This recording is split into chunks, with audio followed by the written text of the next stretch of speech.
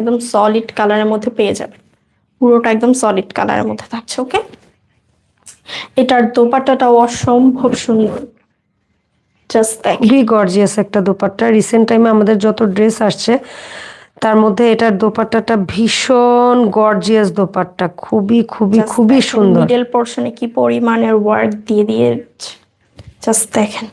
Embroidery ওয়ার্কের সাথে কিন্তু সিকোয়েন্সের ওয়ার্কও থাকছে পুরোটা জুড়ে একদম। ওকে, এবং বোথ সাইডেই কিন্তু আমরা এরকম সুন্দরভাবে ইন ডিটেলে কালারফুল ওয়ার্ক পেয়ে যাচ্ছি। এমব্রয়ডারির খুবই সুন্দর এবং কাটওয়ার্কের ডিজাইন তো রয়েছে, জাস্ট দেখেন তো, এক একটা বক্সে এক এক টাইপের মাল্টি মাল্টি কালার দিয়ে ওয়ার্ক করা রয়েছে।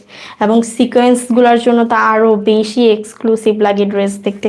এবং আমরা কিন্তু এইখানে নিচে যদি আসি, এখানেও কিন্তু খুব সুন্দর করে পিকু করা পেয়ে যাচ্ছে দোপাট্টার মধ্যে। ওকে, বোথ সাইডেই পিকু থাকবে দোপাট্টার মধ্যে। দোপাট্টা কিন্তু বিশাল বড় দোপাট্টা থাকছে।